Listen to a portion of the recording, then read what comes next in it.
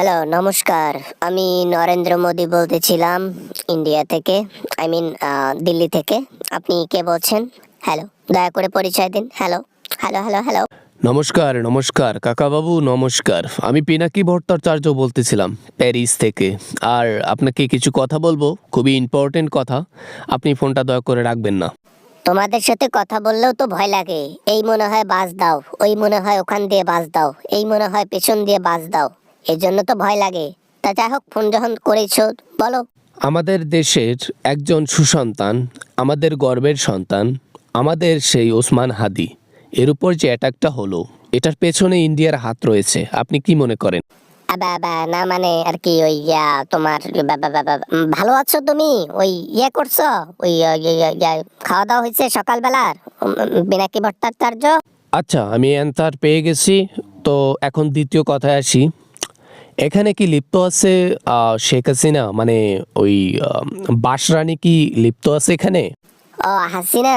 হাসিনা তো ওই ও তো ব্যস্ত ষড়যন্ত্রর কাজে, ওই বাংলাদেশের জন্য যে যা যা করা লাগে সেটার কাজে আর কি ব্যস্ত আছে, বুঝছো?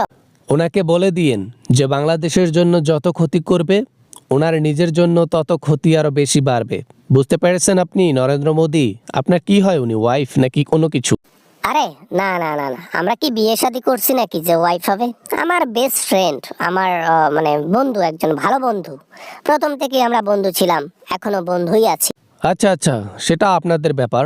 আপনাদের বন্ধুত্ব থাক বা না থাক, বাংলাদেশের জন্য আপনারা যে চক্রান্ত করতেছেন, যে প্ল্যান করতেছেন, এটা কাজে আসবে না, বুঝছো? যেমন যেমন যেমন কি কি কি কি কি কি প্ল্যান, মানে বুঝলাম না আমি ঠিক। পিনাকি ভট্টাচার্য, আমাকে একটু এক্সপ্লেইন করবা যে আসলে আমাদের কি প্ল্যান হতে পারে বা কি করতেছি? বাংলাদেশে ইন্ডিয়ান গোয়েন্দা কিছু রয়েছে, যারা ইন্ডিয়ার বিপক্ষে কোনো কথা বললেই তাদের উপর হামলা করে। হ্যাঁ, তো এই সব প্ল্যান, তারপর হচ্ছে নির্বাচনের আগে হরতাল সমাবেশ, অমুক করা তমুক করা, এইসবের প্ল্যান, এগুলা না বন্ধ করেন। এগুলো ফেল হবে এগুলা।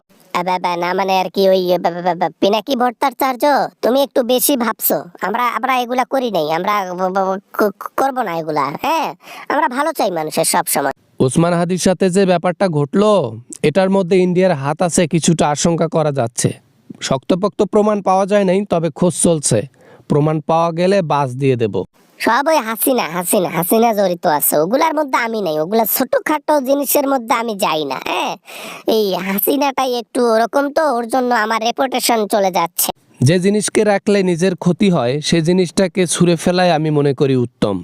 আমাদের দেশের মাল, আমাদের দেশের প্রোডাক্ট আমাদের দেশে ফিরিয়ে চাই, ব্যাস রিকোয়েস্ট। না না না না না, এটা তো পারবো না, কারণ ও আমাকে অনেক কিছু দিয়েছে এবং এখনো কন্টিনিউ দিচ্ছে। তো এমত অবস্থায় এটা আসলে করা যাবে না, আমি করতে চাইও না। ভুলে যেও না মোদি, সামনে কিন্তু ইন্ডিয়াতে নির্বাচন, জাতীয় নির্বাচন। ওর জন্য শেষমেশ দেখিও তোমার পদবিটা না চলে যায়, বুঝছো নরেন্দ্র?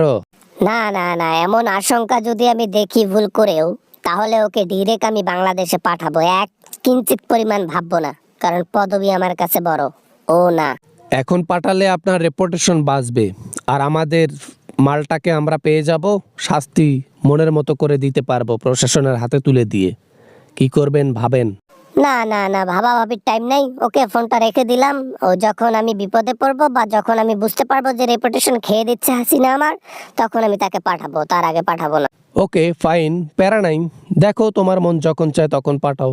তবে পাঠাতে দেরি হলে বাসটা তুমি সবার আগে খাবা। রেডি থাকো, দুজনের পেছন নিয়ে বাস রেডি রাখছি আমরা।